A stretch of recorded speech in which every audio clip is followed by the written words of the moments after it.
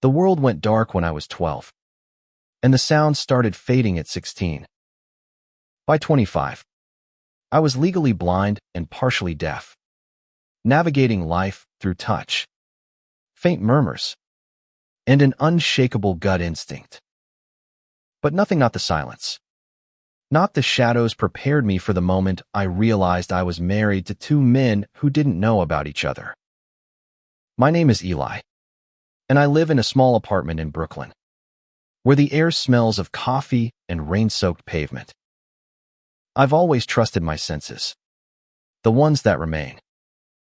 The way a floorboard creaks under someone's weight, the faint vibration of a door closing, the warmth of a hand brushing mine, they tell me more than eyes or ears ever could. I met Caleb first, at a community center for the visually impaired. His voice, low and steady, cut through my world's haze like a lighthouse beam. He was a volunteer, teaching Braille, and his patience made me feel seen in a way I hadn't since I was a kid. Caleb proposed after a year, on a chilly autumn evening in Prospect Park.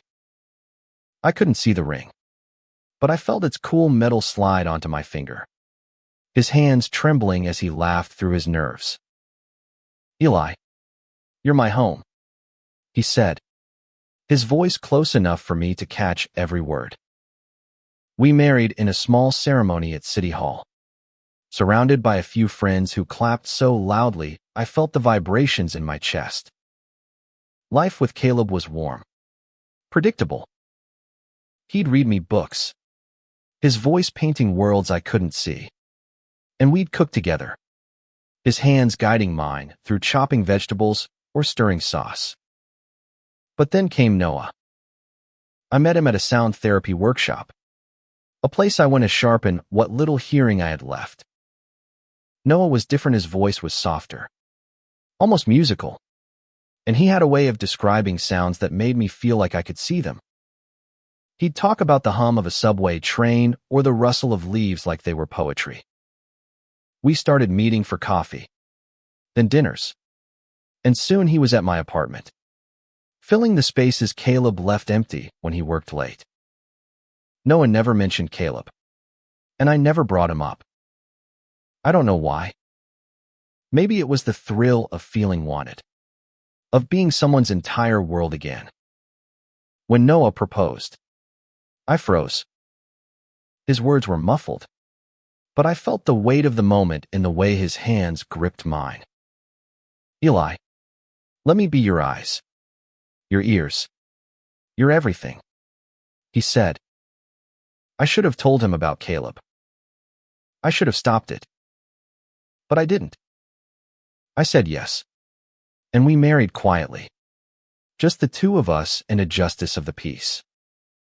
I told myself I'd figure it out, that I'd choose. But weeks turned into months, and somehow, I didn't. Caleb and Noah both think they're my only husband. They don't know about each other, or at least, they didn't. I'm not sure when I started noticing the signs. The way Caleb's voice tightened when he mentioned being out late. The faint scent of Noah's cologne lingering on my couch after Caleb swore he'd been home all day. My world might be blurry and quiet, but I'm not stupid. I feel the lies in the air, like static before a storm. It's not easy, living like this. Caleb's schedule as a nurse keeps him at the hospital for long stretches. And Noah, a freelance musician, comes and goes with gigs across the city.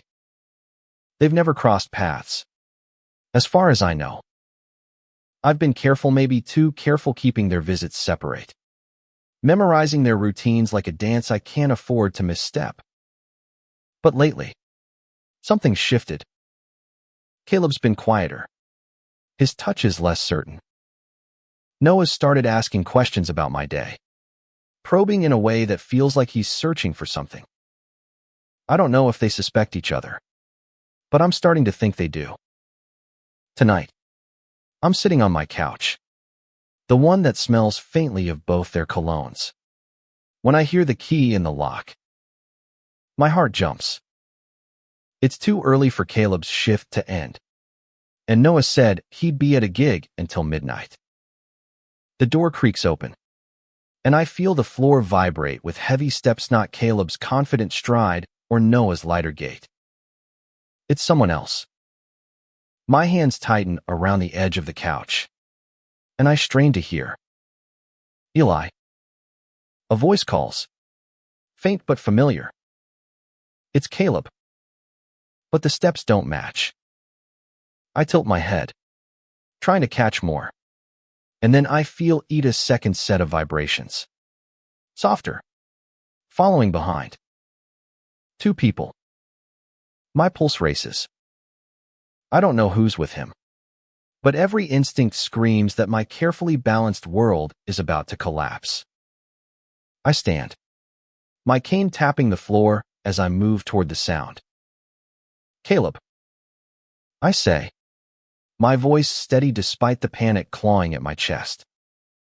The air shifts, and I smell Noah's cologne, sharp and unmistakable, mingling with Caleb's familiar scent of antiseptic and mint.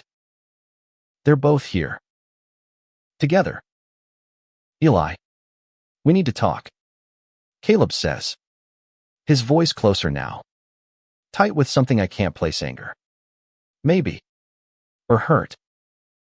I hear Noah's soft intake of breath, and my stomach twists. They know. Somehow. They know. I don't move. Don't speak. I just stand there, my cane grounding me as the world I've built starts to crack. I've spent years relying on my instincts to survive, but now they're screaming that I've run out of time. The room feels smaller with both of them in it, the air thick with unspoken accusations. I clutch my cane, its familiar weight the only thing keeping me steady. Caleb's voice cuts through first, sharp and raw. Eli. Who is this guy? He demands, his words vibrating through the floor. I can't see his face, but I feel the betrayal radiating from him. Hot and heavy. Noah's silence is louder. A tense pause that tells me he's just as shocked. Maybe more. Caleb. Noah. I start, my voice calmer than I feel. I can explain. But can I? How do you explain loving two people so fiercely you couldn't let either go? How do you admit you've built a life on lies without breaking everything? Noah speaks, his voice softer but edged with pain. Eli, you told me you were single. You married me. The word married lands like a punch, and I hear Caleb's sharp inhale. I imagine them staring at each other, piecing together the truth I've hidden for months. My blindness and hearing loss have always made me feel vulnerable. But this is a different kind of exposure. I didn't mean for this to happen, I say, stepping forward, my cane tapping the floor. I love you both. The words slip out before I can stop them, raw and honest. Silence follows, so heavy it feels like the walls are closing in. Then Caleb laughs, a bitter sound I've never heard from him. Love us both, he says. Eli, you let me think I was your everything. I rearranged my life for Yumi's shifts, my dreams. And you're married to him too. His voice cracks, and I want to reach for him, to feel the warmth of his hand. But I don't. I don't know if he'd pull away.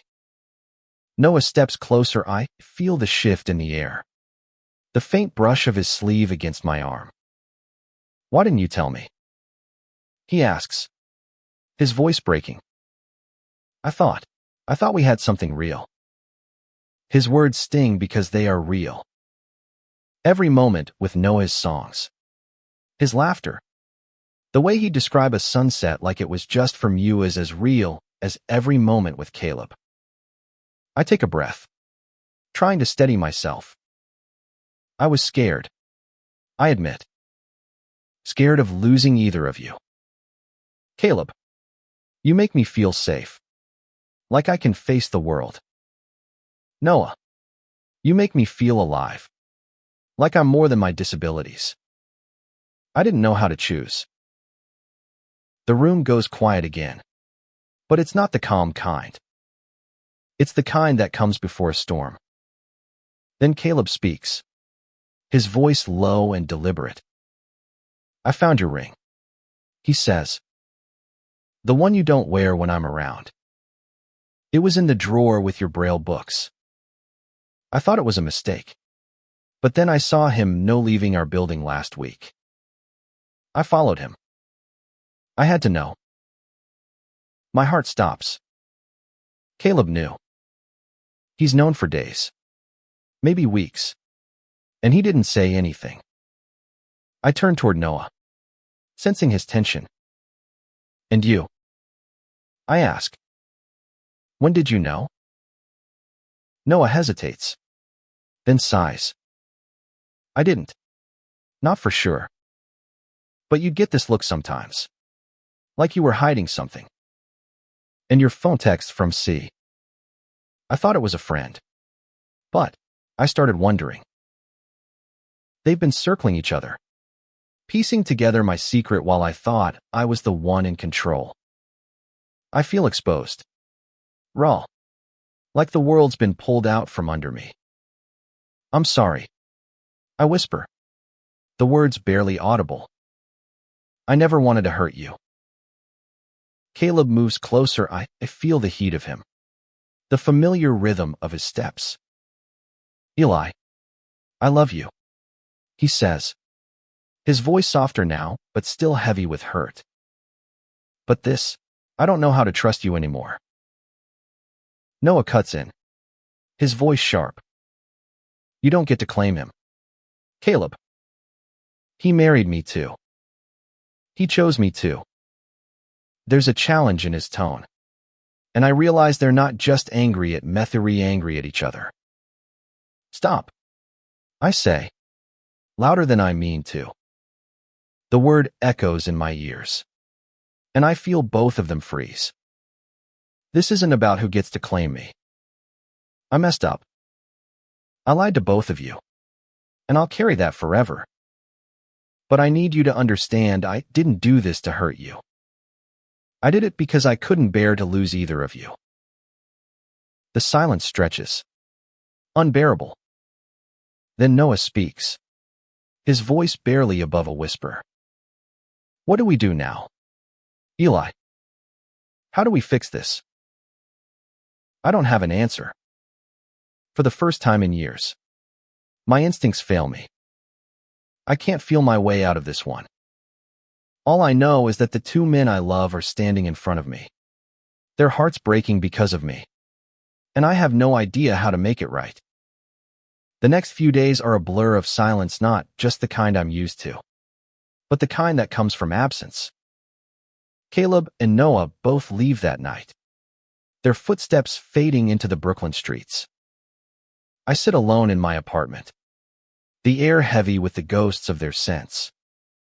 I've spent years navigating my world through touch and instinct, but now I feel lost in a way I can't describe. I don't hear from either of them for a week. My phone stays quiet.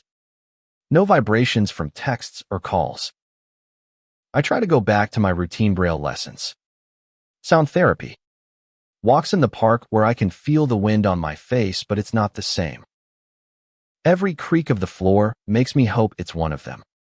But it's always just the building settling. I wonder if I've lost them both for good. Then, on a rainy Tuesday, I hear the key in the lock again. My heart leaps, but I brace myself. It's Caleb. I know from the steady rhythm of his steps, the faint antiseptic smell clinging to his clothes. He doesn't speak at first, just sits across from me. I feel the couch shift under his weight, and I wait, my hands trembling. Eli, he finally says, his voice softer than I expect. I've been thinking. I was so angry, so hurt. But I can't stop loving you. I don't know if that's enough, but I want to try. I reach for him, my fingers finding his hand. It's warm, familiar, and for a moment, I feel like I can breathe again. Caleb, I don't deserve you, I say, but I want to make this right. I'll do whatever it takes. He doesn't pull away, but he doesn't squeeze my hand either. I talk to Noah, he says, and my heart stutters. He's hurting too. We both are. But he said something that stuck with me. He said you make him feel like he's enough, even when he doubts himself. I get that. You do that for me too. I'm stunned. They talked. Not fought. Not shouted talked. I don't know what to say, so I just listen as Caleb continues. We're not saying this is easy, or that we're okay with what happened. But we both love you, Eli. And maybe there's a way we can figure this out. Together. Together. The word feels impossible, but it lights something inside me. Before I can respond, I hear the door open again. Lighter steps. A hint of cologne. Noah. My chest tightens as he steps closer, his presence filling the room. Eli, Noah says, his voice steady but laced with emotion. I don't know how to do this. I don't know if I can share you. But I know I can't walk away. I stand, my cane forgotten, and reach out. They both take my hands. Caleb's strong and steady. Noah's gentle and warm. For the first time, I feel them both here. Not as secrets, but as truths. It's overwhelming, terrifying, and beautiful all at once. I don't know how to do this either, I admit, tears stinging my eyes. But I want to try. I want to be honest, to rebuild what I broke. If you'll let me. The weeks that follow are messy, imperfect. We talk long, painful conversations where we lay bare our fears, our hurts, our hopes. Caleb and Noah start spending time together without me, slowly building a fragile trust. It's not a fairy tale. There are jealousies, misunderstandings, moments when I think it'll all fall apart. But there are also moments of grace. Caleb describing a movie to me while Noah hums softly in the background. Noah teaching Caleb to play the guitar. The three of us laughing over a burned attempt at dinner. One evening, we're in the park, the air crisp with autumn. Caleb's on my left, Noah on my right, their hands brushing mine as we walk. I can't see the leaves changing or hear the birds clearly, but I feel the warmth of their presence, the rhythm of their steps syncing with mine. It's not what I imagined love would be. It's not what anyone imagines. But it's ours. I've learned that love isn't about perfection or possession. It's about showing up, even when it's hard, even when you're scared. I'm still blind, still partially deaf, but I'm not alone. I have two husbands who know about each other now, who choose me despite my mistakes, and who are learning to choose each other too. Together, we're writing a new story, one where trust is rebuilt, where love expands beyond what I thought possible, and where I'm finally brave enough to be honest.